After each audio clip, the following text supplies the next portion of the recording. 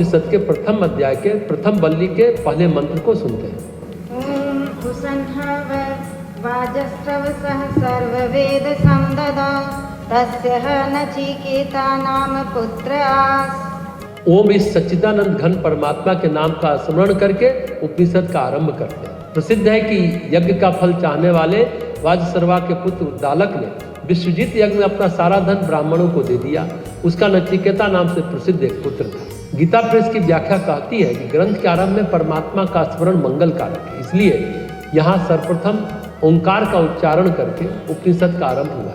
जिस समय भारतवर्ष का पवित्र आकाश यज्ञ धूम और उसके पवित्र सौरभ से परिपूर्ण रहता था, त्याग मूर्ति ऋषि महर्षियों के द्वारा गाए हुए वेद मंत्रों के दिव्य ध्वनि से सभी दिशाएं गूंजती रहती थी। उसी समय का यह प्रसिद्ध इतिहास है। गौतम वंशीय वाजस्रावात्मज महर्षि अरुण के पुत्र अथवा अन्य के प्रचुर दान से महान कीर्ति पाए हुए, मतलब वाज यानी अन्न, श्रव यानी उसके दान से प्राप्त यश, महर्षि अरुण के पुत्र उद्दालक ऋषि ने फल की कामना से विश्वजीत नामक एक महान यज्ञ किया। इस यज्ञ में सर्वस्व दान करना पड़ता है, अतः उद्दालक ने भी अपना सारा धन ऋत्विजों और सदस्यों को दक्षिणा में दे दिया। उद्दालक जी के नचिकेता नाम से प्रसिद्ध एक पुत्र था। वाज मतलब होता है अन्न, वाज का एक और मतलब होता है घोड़ा। यहाँ वाज मतलब अन्न है। श्रव यानी उसके दान से प्राप्त यश। वाजश्रवा एक नाम के साथ विशेषण भी है। जैसे नाम बोलने से पहले महाराज बोलते हैं, नाम बोलने से पहले पंडित जी बोलते हैं, यह विशेषण हुआ। नाम है अरुण, जिन्होंने बहुत ज्यादा दान दिया, उस दान से प्राप्त यश के कारण वह विशेषण वाजश्रवा उनके नाम के आगे लगाया जाता था, इसलिए वाजश्रवा अरुण कहलाते थे। सूर्य के सारथी का नाम भी अरुण है, लेकिन ये महर्षि अरुण अलग है। तो महर्षि अरुण के पुत्र थे उद्दालक और उद्दालक के पुत्र थे नचिकेता। नचिकेता इनके वंश में पैदा हुए, तो देखा जाए तो नचिकेता के बाबा यानी दादा हुए वाजश्रवा अरुण। महर्षि उद्दालक ने फल की कामना से विश्वजीत यज्ञ किया, जिससे सर्वस्व दान किया जाता है। जैसे कोई तीर्थ जाता है तो एक परंपरा है कि अपने पसंद का एक चीज दान कर दिया जाता है, लेकिन होता यह है कि जो हम कभी नहीं खाते, जिसका हम कभी उपयोग नहीं करते, उसका दान करते हैं। जबकि होना चाहिए जो आपको सबसे प्रिय लग रही है उसका दान करें। तीर्थ में जो त्यागने की परंपरा है, उसका आशय सिर्फ इतना है कि हम आसक्ति का एक सूत्र तोड़ेंगे, आसक्ति का एक धागा तोड़ेंगे क्रमिक रूप से। तो दान करना चाहिए सबसे प्रिय चीज का। वैसे उद्दालक ने सब दान तो दिया, लेकिन जो बेकार बेकार की चीजें थी उसको दान किया। जैसे हम पुराने कपड़े धोबी को दान कर देते हैं। हमारे मित्र की दादी ने तीर्थ में बैगन नहीं खाने का संकल्प लिया, तो महर्षि उद्दालक ने बूढ़ी गायों को दान किया। उसको उसका पुत्र नचिकेता देख रहा था। जबकि श्रेष्ठतम का त्याग होता है। दान का मतलब है तादात्म्य का विसर्जन, दान का मतलब है श्रेष्ठतम का त्याग। दान का ये मतलब नहीं होता कि आप निकृष्टतम का त्याग कर दो। योग में एक सूत्र आता है तादात्म्य विसर्जन, मतलब आपकी आसक्तियों के धागे कहाँ से जुड़े हुए हैं। पहला धागा देह से जुड़ा हुआ है, मतलब आप उपवास करते हैं तो देह के धागे कमजोर पड़ते हैं। उपवास का मतलब देहासक्ति कमजोर पड़ती है, टूटती है। फिर क्रमिक रूप से आप इंद्रियों के विषयों का त्याग करते हैं। इंद्रियां जो इधर उधर भटकती है, चक्कर मकर करती है, तो उनका हम तादात्म्य विसर्जन करते हैं। फिर आप चित्त के संस्कारों का, कर्म राशि का विसर्जन करते हैं। यही है ज्ञान यज्ञ। किताब पढ़ना ज्ञान यज्ञ नहीं होता है। ज्ञान यज्ञ में स्वयं यज्ञ कुंड बनते हैं। जैसे यज्ञ कुंड में 3 मेखलाएं होती हैं, पहली देह की मेखला, दूसरी प्राण की मेखला, तीसरी मन की मेखला।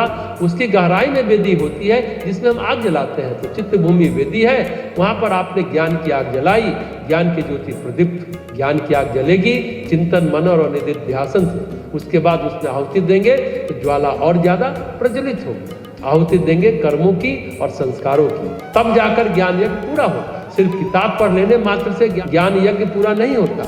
उस पर चिंतन मनन और निधिध्यासन होना चाहिए। पढ़ना, फिर सोचना, फिर विचारना एक बहुत ही गंभीर कार्य है। अध्ययन करना एक गंभीर बात है, चिंतन मनन करना एक गंभीर बात है। जब बात आपके अंतर चेतना में उतर गई तो बात बन गई। श्रवण एक कला है, श्रवण एक गहरी प्रक्रिया है। बुद्ध और महावीर की परंपरा में और वर्धमान महावीर ने तो बाकायदे एक नाम दिया अपने साधकों का, श्रावक, जो सुन सकता है। हर कोई सुन नहीं सकता, हर कोई कह सकता है। हर आदमी आपको सुनाने के लिए तैयार है, तत्पर है। सुनने के लिए तैयार नहीं है, कोई तत्पर नहीं है। इसलिए सुनना भी एक कला है, बोलना एक कला है, लेकिन बोलने से ज्यादा गंभीर कला है सुनना।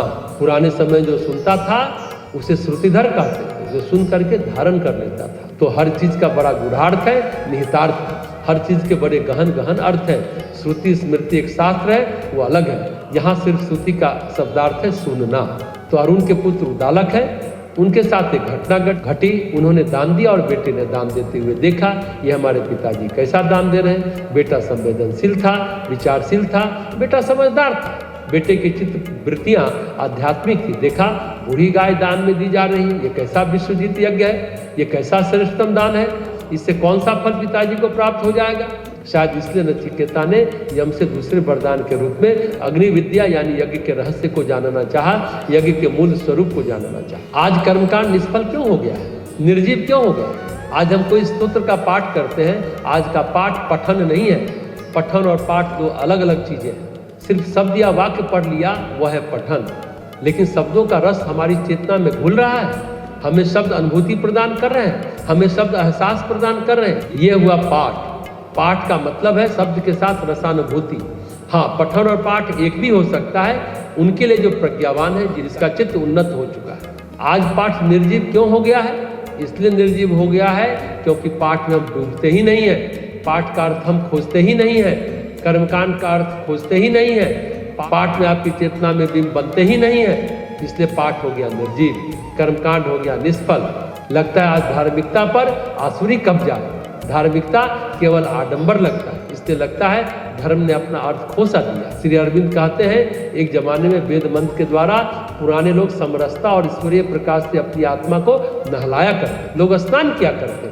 शब्द का अर्थ तो मर चुका है, केवल विस्मृत काव्य स्वरूप का दुधलका ही बाकी है। बुद्ध ने भी ब्राह्मण की प्रशंसा की, बुद्ध ने भी पंडित की प्रशंसा की, लेकिन आज तो न पंडित है न ब्राह्मण है। आज तो पंडित और ब्राह्मण शब्द एक व्यंग्य वचन बनकर रह गए। कभी जिस स्थान पर अंगारे जल रहे थे, ज्वाला जल रही थी, उस स्थान पर अब केवल राख बच। लेकिन राख अब गर्म नहीं है, ठंडी हो गई। अब धर्म का संपूर्ण ज्ञान विधान एक ठंडी राख से ज्यादा कुछ नहीं है। हम सबों की बात तो नहीं करते, पर चाहे कोई आदमी धर्म पर प्रवचन करता हो, चाहे धर्म के नाम पर कोई कार्यक्रम कराता हो, प्रायः उसका केवल एक ही प्रयोजन रहता है, धर्म नहीं धन।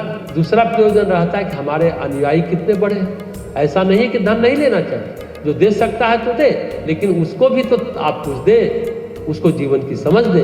लेकिन पहले खुद को तो जीवन समझ में आना चाहिए।